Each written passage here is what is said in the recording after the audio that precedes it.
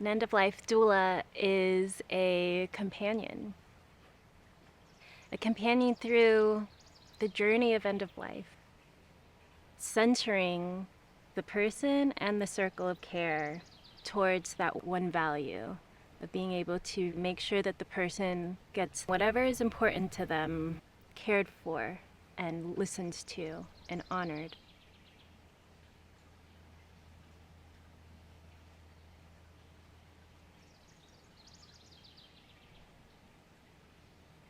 So I teach management at a college, and I'm coming up on retirement. And the question is, well, what's my next act?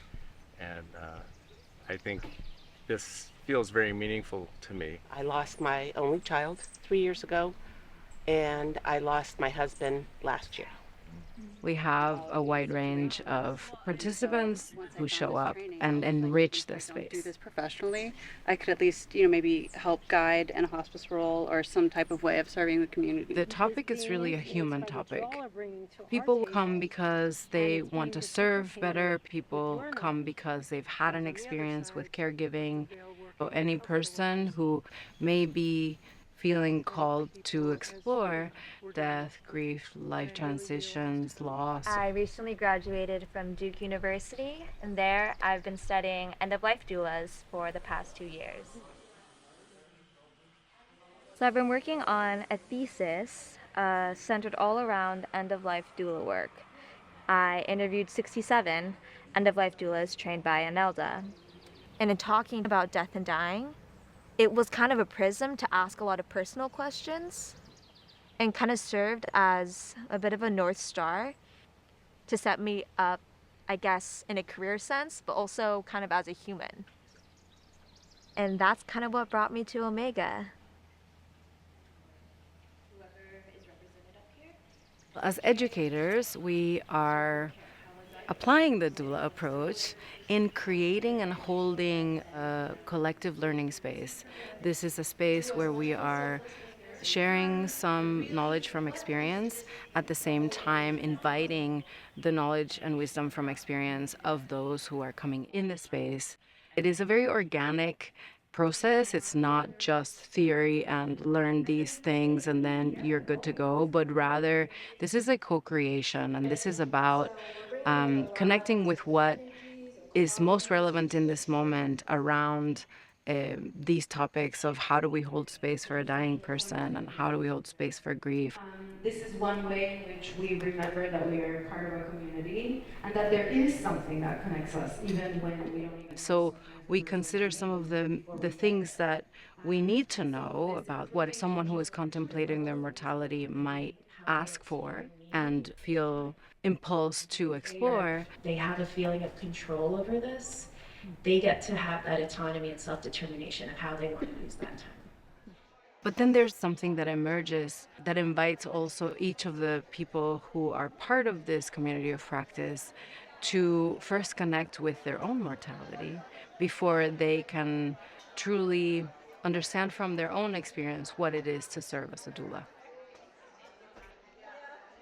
The most common thing we see in this course is a lot of unlearning of very strong patterns of connection that we are taught. The teaching is how to bring humanness back into people through the teacher of death. And then using that awareness to sit with the people that are dying. Sure, to sit in one chair and to speak to him as if we were in the other chair about all the things that I really love about him. And so we have designed a variety of experiential exercises that serve to practice all of the principles and elements of the end-of-life doula approach, allowing for people to explore together and learn together and see what gets in the way of these explorations. There's an exercise called Who Are You that we're going to do right now, where we get to practice what it means to sit in silence with someone and start observing what happens in ourselves as we sit in that silence. It's not even about just interrupting the conversation by speaking. It's about interrupting the experience that the person is having with movement, with gestures, with your facial reactions. It's so much more than just listening or talking in the way that I think most people, that I, coming in, conceptualized listening. It's a training in that full self deep listening. And so not only are we listening to ourselves, but we are listening to ourselves while listening to the person in front of us. You know, you're human beings. We have emotions. Gotta let them out, you know?